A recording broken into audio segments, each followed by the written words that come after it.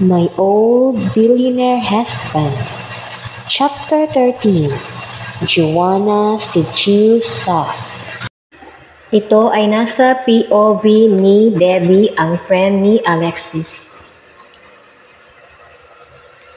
Alexis looks stunningly beautiful sa kanyang emerald long gown.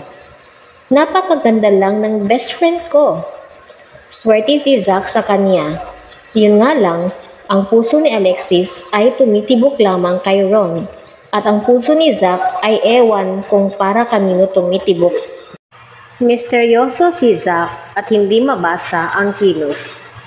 But I'm sure he is not interested with Alexis. Kung ganon, what is the purpose of their wedding? As of now, Alexis didn't told me about the real status between her and Zack. Ang saya nilang tingnan habang nagsasayaw. Para silang in love sa isa't isa. At shock kaming lahat sa pa-face reveal ni Zack. Laglag pa nga at panty kaming tatlo. Ang gwapo mga besh. At tumulo lang naman ang laway ko. Nakakahiya pero nangyari na. At ang gray eyes, nakadagdag sa charisma ni Zack. Parang na-magnet ka lang habang nakatitig sa mga mata niya. Pero syempre, tayo ay hanggang paghanga lang. May jowa na kaya ko? Pero secret lang. In fairness, ang thoughtful ni Zack for surprising Alexis. At sa Valentine's Day pa talaga. But I felt something off while looking kay Joanna. Kakaiba yung mga titig niya kay Zack. I smell something fishy sa lokaret na to. Huwag lang talaga niyang taluhin si Alexis. Masisira talaga ang friendship namin. Natapos na magsayaw ang dalawa. At si Lara at Joanna ay agad na nagsitakbuhan. Nakigulo na rin ako pero bago yon, nahagip ng aking mga mata si Ron. Nakatago ito sa gilid at nakatiim bagang habang nakatingin sa nagtatawa ng Zack at Alexis. Gusto ko sana sabihin kay Alexis na andyan si Ron, pero baka magulo pa. Andito ang daddy ni Alexis, nakabantay sarado with bodyguards pa talaga. Nakijoin na lang ako sa kakulitan ng dalawa. Alexis, bakit hindi mo sinabi na ang gwapo pala ng asawa mo? Tili ni Lara na halos mabingi kami. Mas lukarit pa sa akin ang isang ito. Nabingi lang naman kami sa sigaw niya. Sino ang mag-aakala na sa likod ng maskara ay napakagwapong nilalang pala?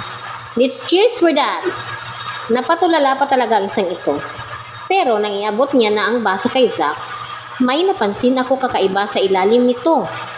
Kukunin ko sana pero nainom na ito ni Zack. Anong binabalak ng babaeng lukaret? Hoy Joanna, bakit si Zack lang? Iinom din naman kami. Nakairap kong sabi. Tumawa lang ito. Hoy Debbie, kumuha ka kaya ng baso? Tawa nito. Kumuha ako ng baso at 2 pang bote ng wine. Inuman na, pero kakaiba pa rin ang kutob ko. Here's another wine girls, let's drink until we drop! Sabi ko sa kanila. At maya-maya lang ay nagpaalam si Zack. Excuse me girls, I have some important things to do. So I will leave first. Baby, ikaw na ang bahala sa kanila. Paalam nito. Sure, tagay ng mga girls! Sigaw ni Alexis. Sabay namin ni Lara itinaas ang baso, pwera kay Joanna na nakangiwi ang mukha. Ang sakit ng tiyan ko. Punta muna ako sa bathroom. Sabi nito at dali-dali nang kumaripas ng takbo. Pero ako ay duda talaga. At hindi ako mapakali kung hindi ko siya susundan. Hindi pa ako binigo ni minsan ng instinct ko.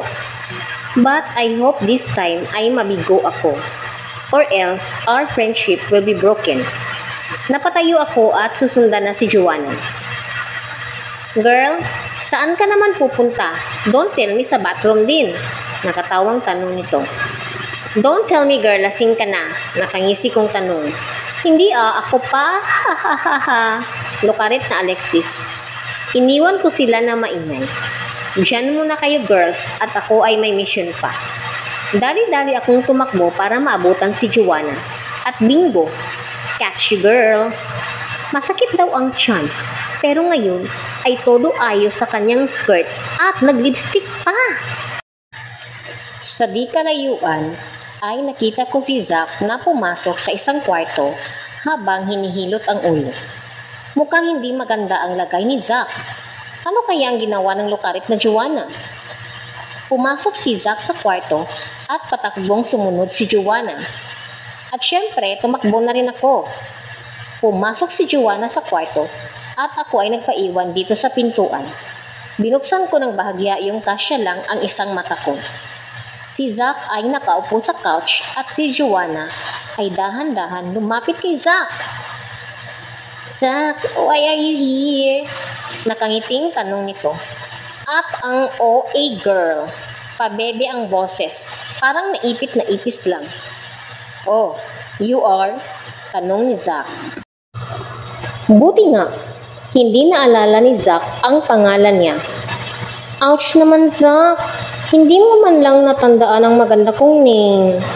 Pabebe na sagot nito. At biglang umupo sa lap ni Zack. Nako, kukutusan kita, girl. Isang false move mo pa, gigil mo si ako. Hindi ko muna siya lalapitan. Tingnan natin kung ano pang gagawin ng haliparot na babaeng ito. Isang taksil na kaibigan. Let me massage your head, sa malambing na bulong nito. May pabulong-bulong ka pang nalalaman. Pero itinulak siya ni Zack at nalaglag sa sahig. Epic ang reaksyon ni Joanna. Pero ang malandi ninyong lola ay no surrender kay Zack. Bumangon ito at agad na niya po si Zack. Itinulak ulit niya si Zack. But this time ay nanlaban si Joanna and pinned Zack's hands. Ayan na. I-kiss na niya si Zack. Hindi na ito makagalaw. Para lang ako nanonood ng movie. Don't fight for it, Zack. Let's enjoy the night, huh? Ang landi. May halong moan na ang boses nito. Sa bagay, ano kaya ang feeling ng nakaupo sa lap ni Zack? Hihi. Pero, bilib ako sa self-control ni Zack. Pinilit niyang itulak si Joanna kahit wala na siyang lakas. At ang lukaret na Joanna ay biglang naghubad. Rated SPG na ba ito? Bata pa po ako. Pero si Alexis ay hindi ko alam kung galit ba o ano. Nakatingin lang ito sa mga pinaggagawa ng traidor naming kaibigan. Sinayang lang ni Joanna ang maganda niyang katawan at mukha. Nagpadala sa tukso. Zack, look at me. Come on. At nag-aya pa.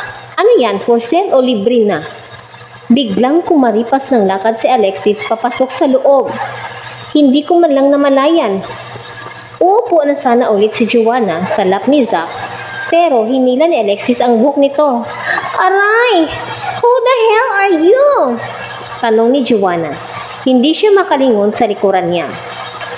I am your best friend and your worst enemy. Ha ha ha ha ha. And Alexis laughed evilly. Naku, sinapian na ba si Alexis? Pumasok na rin ako sa loob. Traitor ka, Joanna. Nakuha mo pa talagang tuksuhin si Zack. Naiinis kong tanong. Bakit ba? Sa gusto ko siya. Sigaw nito. Pero isang malugtong at mainit-init pa na sampal ang kanyang natanggap kay Alexis. Say it again, friend. Galit na si Alexis. Ha ha ha ha. Again and again? You are still nothing and ugly, sigaw ni Joanna. Sinampal siya ulit ni Alexis. And what do you think? You're prettier than me? Dream on. Isang babaeng pangpulutan ng lahat. Libre lang sa kung sino ang gustong sumausaw. Do you think Zack will like and accept your nilalangaw na bibingka? At kinaladkad na ulit ni Alexis si Joanna. And my goodness, ang bibingka ni Joanna. She is still naked. Parang ako ang nahihiya para kay Joanna, ah. Malapit na kami sa maraming tao. Bitiwan mo ako, freak! Pilit na kumakawala si Joanna sa mga kamay ni Alexis. Pero, paggalit kasi si Alexis, oras na nahawakan ka na niya, wala ka nang kawala, girl. I'm freak, and you are. Let me think about it. Baboy na manyak? Bagay. Si Alexis na umaapoy pa rin ang mga mata sa galit. Let me go! At hinablot ni Joanna ang buhok ni Alexis. Pero sinipa lang siya nito. From SPG to action na. Ikaw naman kasi Joanna. Sa lahat ng mamanyakin mo, si Zack pa talaga. I will sue all of you! Galit na sigaw nito. Sue us? Gusto mo ba na kumalat ang malandiwang video at makarating sa Europe? Nanguuyam na tanong ni Alexis. Walang hiya ka! Sigaw ni Joanna na hindi pa rin makawala sa pagkakahawak ni Alexis. I'm sure half of her hair ay makakalbo na. What happened? Gulat na sigaw ni Lara. Agad nitong inalis ang blazer at ibinalabal sa bibingka ni Joanna. But Alexis threw it away. Talagang decided na siya na ibalandra ang kalandian ni Joanna. Alexis, she's our friend. Stop it! Sigaw ng walang muwang na si Lara. I don't have a traitor friend. A whore! Sagot ni Alexis habang patuloy lang sa pagkaladkad. Saan ba niya dadalhin si Joanna? What? Naguguluhang tanong ni Lara. Hinata ko na siya para ako na ang mag-explain. Huwag ka namang ialam girl. Joanna si Diyos Zack. Using her naked body. Kaya ayan na. Kinalit niya ang friend nating dragon. Paliwanag ko habang kami ay nakasunod sa likuran nila Alexis. Pero, pwede naman pag-usapan. Bakit kailangan ganyan? Malungkot na tanong nito. Ibinulong ko sa kanya kung ano ang ipinainom ni Joanna kay Zack at nalaki ang mga mata nito. What? How come? I thought Joanna is a decent woman. Halos maiyak na sabi nito at napaingles ang lola ninyo. Ang mga taong nakasaksi ay parang baliwala lang. Tuloy ang party kahit nakabalandra ang bibingka ni Joanna. Ano ba yan? Ang daddy at mami ni Alexis ay wala rin pakialam. Kiver mga girls. Nakalabas na sila ng gate at itinapon ni Alexis si Joanna sa mga nakakumpol na basura sa di kalayuan. Diyan ka nababagay, isang basura. Bagay dyan ang napapanis mong bibingka. Galit na sigaw ni Alexis. Ngunit bago pa makapasok ulit si Alexis ng gate, ay biglang lumitaw si Ron at kinanadkad siya pasakay sa kotse nito. At kami ay iniwanan na lang ng utot ng tambutso ni Ron. At biglang tumawa ng malakas ang lukaret na si Joanna. I'm gonna tell Tito about this. Tingnan ko lang ang yabang mo, Alexis, pagbabanta nito. Pero hinarangan ko siya para hindi makapasok ng gate. Do it or you'll die. Pagbabanta ko rin. Siya lang ba ang marunong? Alam naman niya kung ano ang kaya kong gawin. Sobra pa sa kadagkad ang kaya ko. Effective naman at natakot ito. You are all bullshit! Sigaw nito. Ikaw, bulldog. Lara, ibigay mo na nga yung blazer mo at nilalangaw na ang panis na bibingka. Galit na sigaw ko. Kailangan seryoso tayo dahil hindi matatakot si Joanna pag naging lukaret ako. Ibinigay ni Lara ang blazer at sakto naman kay Joanna. Ano pa ang hinihintay mo? Galit kong tanong.